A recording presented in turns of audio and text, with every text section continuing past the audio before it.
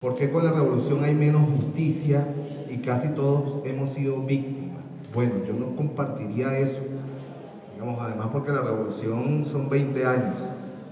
Nosotros que vivimos la lucha por los derechos humanos en la Cuarta República, creo que jamás, de lo que yo recuerdo, logramos sancionar, o que se sancionara, pues no teníamos nosotros la capacidad de sancionar a ningún caso de violación de derechos humanos. Por el contrario, las primeras sanciones ejemplarizantes en esta materia comenzaron con la revolución. La primera de ellas, bueno, el reconocimiento por parte del Estado de la masacre del 27 de febrero.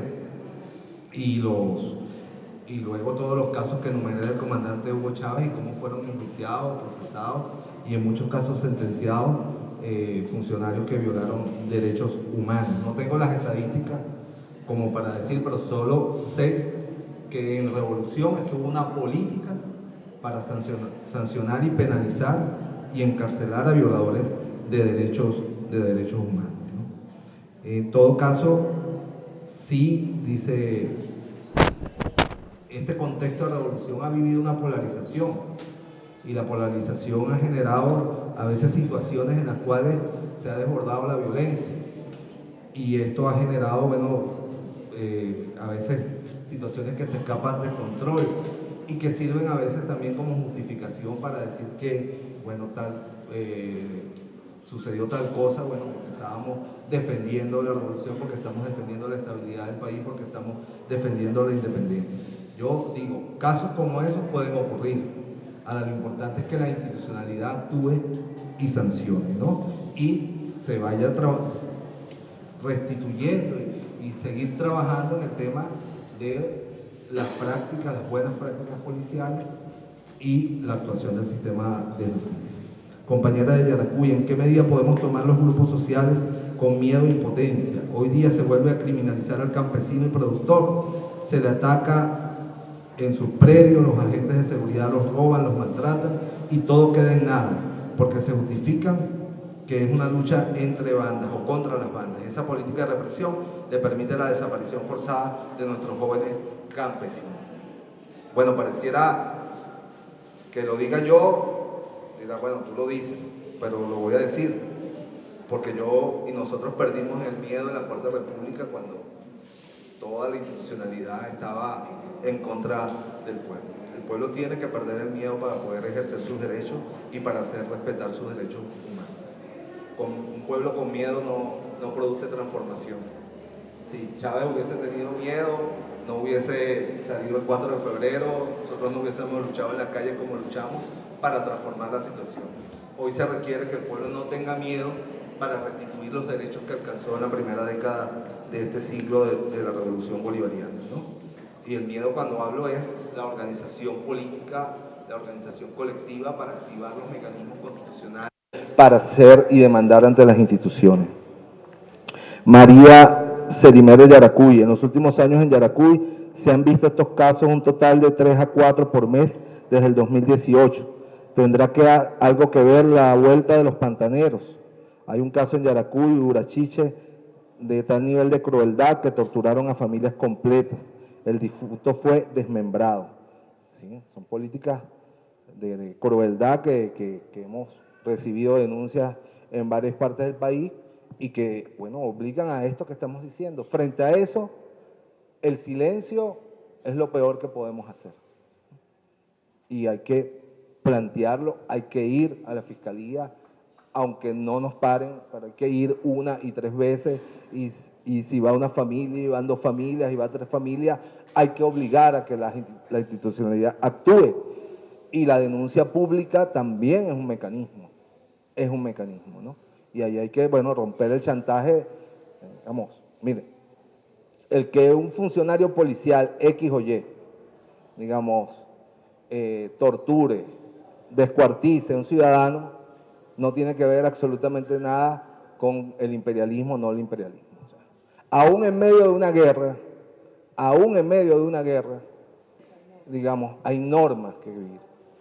Ahí yo siempre coloco el ejemplo de la guerra federal. Claro, no es el mejor ejemplo porque fue un fusilamiento, pero en esa época no había toda esta normativa. compañeros y compañeras, pero el indio Martín Espinosa, un hombre con un alto resentimiento social porque a su familia la habían violado, le habían matado el ejército. Y en el ejército federal, bueno, se dedicó él con un grupo a cometer desmanes total. Y era un tipo de prestigio dentro de las bases del ejército federal. Y Zamora tuvo que enjuiciarlo y tuvo que fusilarlo días antes de la batalla crucial de Santa Inés. Porque una fuerza revolucionaria no puede permitir que sus militantes, que sus funcionarios se comporten como se comportaría el enemigo o como se comporta el enemigo, ¿no? Porque eso le resta autoridad moral a la fuerza revolucionaria para convocar a una batalla tan dura como la que nos toca librar contra un enemigo tan fuerte como es el imperialismo norteamericano. En la medida en que nuestro pueblo sienta que la revolución, que sus instituciones, que sus funcionarios están para proteger al pueblo, más fuerte será la revolución para enfrentar al imperialismo norteamericano. Hagamos una campaña para convocar un debate nacional sobre la actuación de los cuerpos de seguridad. Bien, bueno, yo creo que habría que motivar a que desde la propia institucionalidad se convoque a este debate. Y es un planteamiento, bueno, que hay que, como digo, todo hay que debatirlo. Todo en una revolución se debate, no para autoflagelarnos ni para frustrarnos, sino para tomar las rectificaciones, para construir y para seguir avanzando en el camino que nos hemos propuesto de construir una sociedad más igualitaria. ¿Qué salida se propone para esta policía delincuencial que no goza de moral ante la sociedad? Se reprime al pueblo en su derecho a la protesta y vemos con preocupación que sea el objetivo de este cuerpo, ¿no? Bueno, ya lo he dicho, organización, lucha, denuncia, sensibilización de la opinión pública, solo la sociedad, y yo tengo absoluta seguridad que en la medida en que el pueblo logre activar los mecanismos, logre sensibilizar, también habrá acciones de parte del gobierno. Mire, yo quiero decir, el presidente Nicolás Maduro yo lo vi actuar con mucha firmeza frente al tema de los jóvenes asesinados y desaparecidos en Barlovento por parte de una unidad del ejército, ¿no?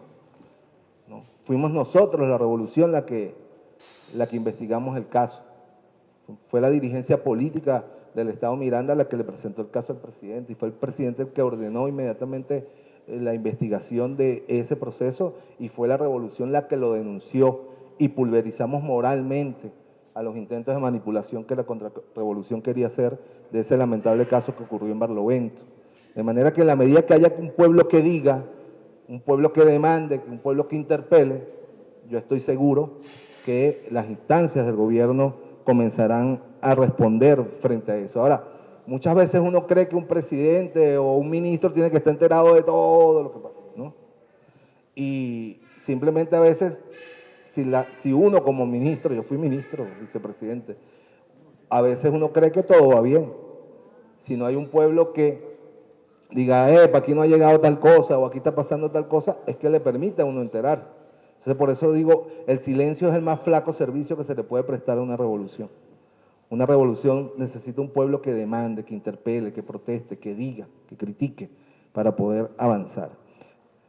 Plantea que es necesario restituir los mecanismos de control de la policía, es decir, que la diferencia entre la situación actual de la policía con relación a hace 10 años es la ausencia de esos mecanismos. Sí, creo que se han debilitado esos mecanismos, creo que se ha debilitado la penalización de estos hechos, en el contexto, como decía, de una polarización inédita, pues, y de situaciones de violencia extrema que ha generado la oposición, que a veces se han confundido o utilizado a factores de la delincuencia como parte, y todo eso va creando un conjunto de argumentos, de variables que no justifican ninguna actuación, pero que tenemos que contextualizarla en un proceso donde la sociedad venezolana ha sido sometida a una agresión inédita que ha desinstitucionalizado, que ha roto las reglas del juego mínimo de la convivencia política, democrática en el país. Y en ese escenario, bueno, han sucedido cosas, pero es allí donde más cuidado tiene que tener la institucionalidad de vigilar y de cuidar. Yo colocaba el ejemplo del comandante Chávez en medio de aquel caos de la matanza de Vargas, ¿no?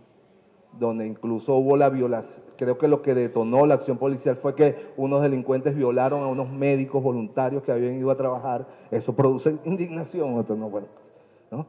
Y justifica cualquier cosa, y los funcionarios policiales y los jefes policiales de aquel organismo se sintieron con la discrecionalidad. Y fíjense la contundencia que para el comandante Chávez no valió ni el caos, ni la situación, ni la rabia que pudo haber generado que hubiesen violado a unos médicos que estaban salvando vidas en ese contexto. Chávez fue implacable en marcar el límite entre lo que se podía y no se podía hacer, ¿no? Eric Gutiérrez.